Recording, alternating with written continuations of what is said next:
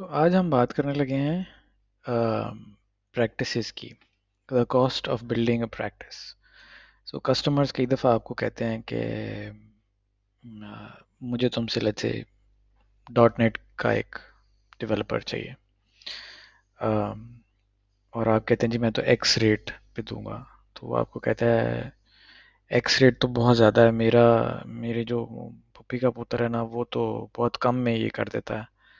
उसकी तनख्वाह तो मुझे पता है कि 60-70 हज़ार रुपये है, तो तुम इतने ज़्यादा क्यों बता रहे हो।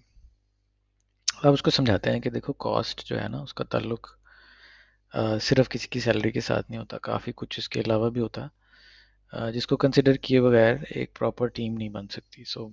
तुम्हें मैं वो सब समझाता हूँ।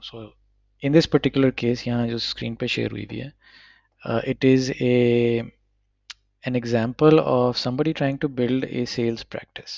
वो एक सेल्स की टीम बनाने लगा, तो वो उसकी कॉस्ट कैलकुलेट कर रहा है। पहली सिचुएशन में वो कहता है कि जी मैंने एक 60 हज़ार रुपये का बंदा हायर कर लिया वो मेरा सेल्स का लड़का है। ठीक हो गया, थोड़ा बहुत मैंने उसका कमीशन रख दिया है, थोड़ी बहुत उसकी कोई बोनसेस टैक्सेस इस टाइप की चीज़ें थी। 2 महीने वो जब आता है तो उसकी ट्रेनिंग होती है। उसकी ट्रेनिंग की कॉस्ट जो है उसको साल पे स्प्रेड कर दिया। एक उसको सिखाने वाला बंदा चाहिए, उसकी भी तो आखिर कॉस्ट है इसी बंदे में शामिल। एक सीनियर बंदे का 10% जो है वो उसके अंदर एलोकेट कर दिया for training. once he gets uh, once he gets trained, uh, he will probably be using some sort of subscriptions for it.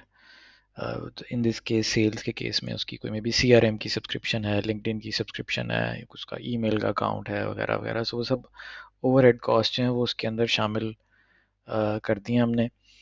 और कुछ उसके अलावा उसके अंदर इंसिडेंटल्स वन टाइम टाइप चीज़ें हैं, लैपटॉप्स एंड ख़राब भी हो जाना है, और फिर जहाँ बैठते हैं उसकी administrative cost etcetera etcetera. This all this comes out to be around $1,400 a month, which is about $9 an hour.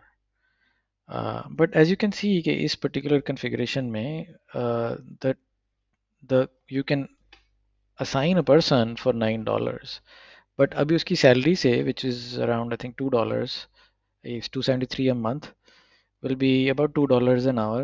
वो 2 से उठ के 9 पे चली गई है।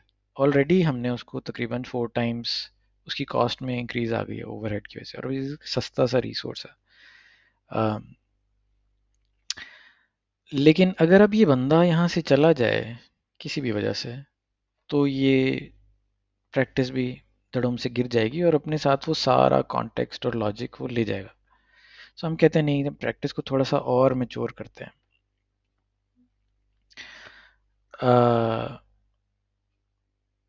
जो next step up the ladder है वो ये है कि हम ये कहें कि यार ये बंदा जो है ना, ये सारा साल जो मैंने बिठा के रखा हुआ है, ये सारा साल बिलेबल नहीं होता, ये सारा साल प्रोडक्टिव नहीं होता। अगर आपने 60 हज़ार रुपये का एक डॉट नेट डेवलपर हायर किया है जो साल में सिर्फ आधा साल बिलेबल होता है, बाकी आधा साल नहीं होता, कभी वो अनप्रोडक्टिव होता है, वो रिसर्च कर रहा होता है, या वो छुट्टी पे होता है, या वो आपके पास काम नहीं होता उस दौरान, उसकी कॉस्ट जो आपको पड़ेगी वो ट्वाइस एज मच पड़ेगी।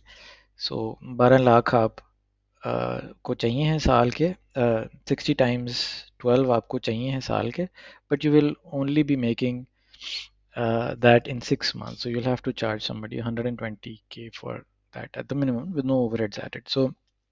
हमारी जो प्रैक्टिस है वो ये है कि हम अगर 50% यूटिलाइजेशन अज्यूम करें तो 1 महीना उसकी सैलरी है तो 1 महीना हम उसकी आइडल कॉस्ट अपनी कैलकुलेशन में ऐड कर देते हैं।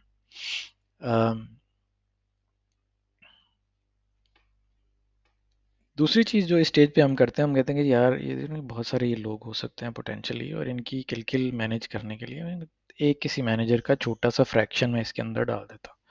हमने यहाँ एक छोटा सा मैनेजर ऐड कर दिया। The other thing that happens which is very significant is कि this 60K guy will be making a lot of mistakes. You will be experimenting with a lot of things, trying to figure out what the best way of executing your services. In some things this is very easy and in some things it's very complicated. Sales के case में जैसे आपको different email templates, different segments market के constantly try करने पड़ते हैं, so the cost of R&D is pretty high. But with things like technical training, for example, there isn't much R&D required, generally speaking. So this number varies, but is pretty significant and is usually ignored. So अब क्या हुआ है कि हमारी $9 की cost जो है वो 12 पे शिफ्ट हो गई है, बाकी सब वही रहा है। अब वो कहते हैं नहीं, we need this to be scalable. एक आधे बंदे की कहानी नहीं है, मैं कह रहा हूँ मुझे 30 सेल्स के बंदे बढ़ा दो, बड़ी सी कर दो टीम। सो स्केलेबल रिजिलियंट टीम जो है वो कैसे बनेगी? तो अब हम कहते हैं कि यार we really need to add significant effort on the training side. So ये ट्रेनर की एक कॉस्ट ऐड हो जाएगी, जो बिठा के इन लोगों को तैयार करता रहेगा मुसलसल, वो आ रहे हैं, वो जा रहे हैं, वगैरह वगैरह। Sometimes this is done by team leads, they are the glorified ones, but अगर आप एक प्रॉपर प्रैक्टिस को अकाउंट फॉर कर रहे हैं तो ये उसकी कॉस्ट है जो आपको ऐड करनी चाहिए। जो आपकी कॉस्ट ऑफ R&D होगी वो स्टेज पे थोड़ी सी कम हो जाएगी, बल्कि शायद सिग्निफिकेंटली कम हो जाएगी, because now you presumably figured it out. The right way of doing something is, आपने अपने SOP सेट कर लिए हैं, आपको प्रोसीजर पता है, और अब आपको उतना इन्वेस्ट नहीं करना पड़ रहा R&D पे जितना पहले आप कर रहे थे। लेकिन साथ आपको अब उसकी ट्रेनिंग के प्रोग्राम पे इन्वेस्ट करना पड़ेगा। और एक्सपीरियंस हैज़ बीन कि अब आपको लेकिन प्रोफेशनल ट्रेनर्स हायर करने पड़ेंगे, कंटेंट प्रॉपर्ली प्रोड्यूस करना पड़ेगा वीडियोस वगैरह की फॉर्म में, और अगर आप वो नहीं करेंगे तो फिर उसका कॉन्सिक्वेंस ये कि इवेंचुअली आपके अपने जो सीनियर लोग हैं वो ये ट्रेनिंग के टास्क में ही खूबे रहेंगे सारा वक्त, और आप वहाँ से कॉस्ट बढ़ जाएगी आपकी, ये कॉस्ट बढ़ जाएगी और ये थोड़ी सी शायद कम हो जाए, but either way you have to pay for it. So आपकी कॉस्ट थोड़ी सी यहाँ 12 से कम होकर 11 होगी। अब वो कहता है कि नहीं, this is not good enough, now you have a large team but everybody is responsible for something. ये ना हो, आई नीड अ टीम कि जहाँ आई एम गारंटीड कि मुझे whatever happens I have somebody with all the context to service me. So imagine a situation जहाँ आप accounting कर रहे हैं और आप कहते हैं कि जी अकाउंटेंट्स की एक टीम है, तो उसको तो उसने तनख्वाहें भी भेजनी है, उसने पेमेंट्स भी करनी है, उसने रोज़ाना की बुनियाद पे करनी है। ये तो हो ही नहीं सकता कि किसी दिन वो ना हो या किसी महीने वो बंदा ही अवेलेबल ना हो। वो तो मेरे वाला लड़का तो छोड़ के ही चला गया जी। तो अब आपको बहुत सिग्निफिकेंटली इन्वेस्ट करना पड़ता है in keeping redundancies. So if you keep a buffer there for the redundancies, uh, you your cost sort of comes around very significantly higher. So like 1.5 की रेशियो अगर आप रखें, यानी हर दो लोगों के काम के लिए आपने 3 रखे हैं, और उनके दरमियान आपको क्रिस क्रॉस कर दें या कुछ थोड़ी बहुत रिडंडेंसी बिल्ड कर दें, वो that redundancy has a very significant cost factor into it. So वो दैट्स kind of $19। सो आप देखें कि कहाँ से बात शुरू हुई थी $2-3 से और कहाँ चली गई $19 पे। और ये जो स्पेक्ट्रम है ये मेच्योरिटी का, this is the difference between working with a part timer. Let's say कोई कहीं जॉब कर रहा था, आप उसका पार्ट टाइम काम करते हैं, वो अपनी सैलरी के आसपास कहीं आपको डिलीवरी दे देगा विद सम ओवरहेड्स एडेड। और दूसरी साइड पे could be like some getting a team from Accenture और समथिंग, जहाँ वो फुली लोडेड है, सुपर मैच्योर है, उसमें ये सब कॉस्ट फैक्टर्ड इन है। अगर उसको ग्राफ की फॉर्म में देखें तो इस kind of looks like this, कि आपने टीम बनानी शुरू की थी, ओरिजिनली आपकी कॉस्ट थोड़ी कम थी, वो जैसे जैसे आप मेच्योरिटी ऐड करते गए वो बढ़ गई, और फिर एक स्टेज आई जब वो मजीद maturity actually started to reduce your costs.